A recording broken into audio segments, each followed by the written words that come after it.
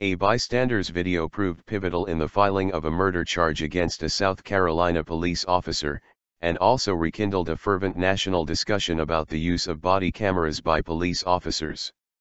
The White House seized on the case to make a pitch for wider use of such cameras.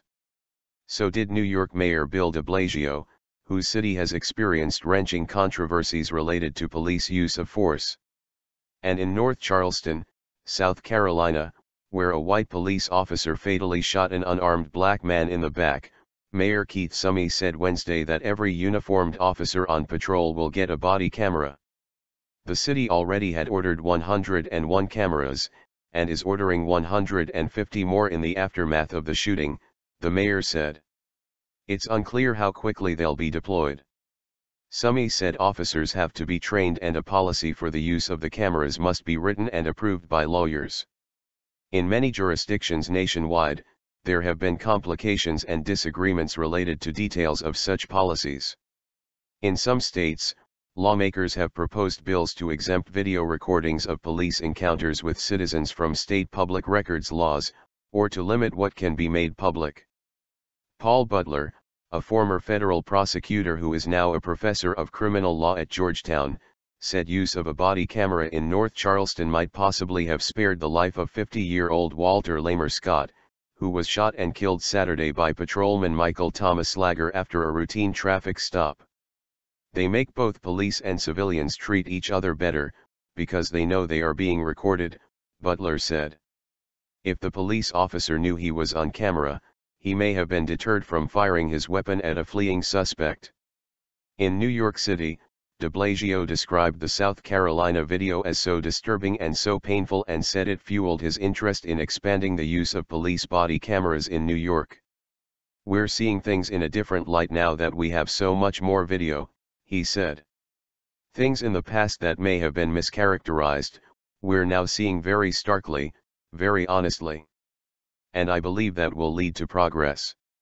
In Washington, White House spokesman Josh Earnest suggested that greater use of body cameras could help improve community/police relations.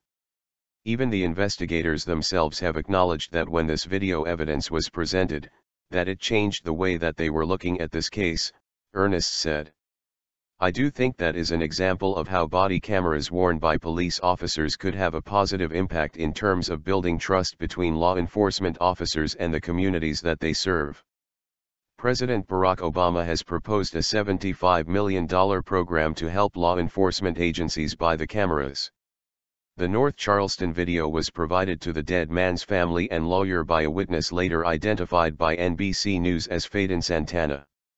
It shows Slager dropping his stun gun, pulling out his handgun and firing at Scott as he runs away.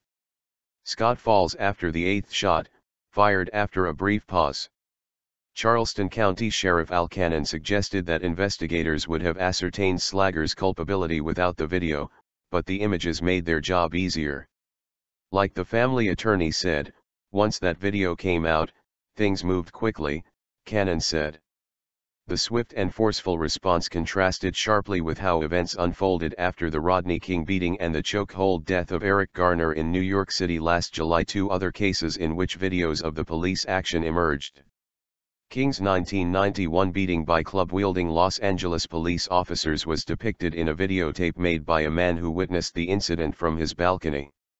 After 4 officers were acquitted in a state trial, the Justice Department filed federal civil rights charges and won convictions against 2 of them in 1993. In the Garner case, a grand jury decided not to indict police officer Daniel Pontalio, who was involved in the fatal confrontation with the 350-pound black man.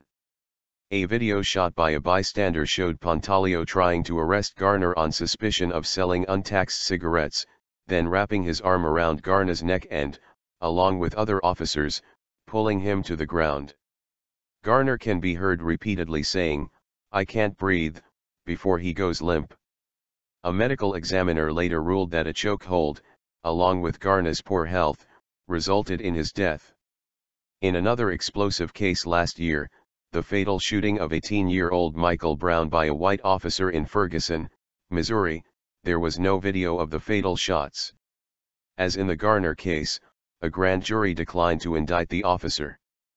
Paul Butler, the Georgetown law professor, said the South Carolina video may have a profound impact.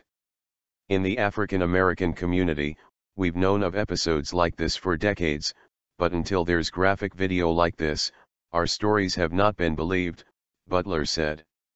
Now people are seeing what we're talking about, how police literally treat black people like non-human animals.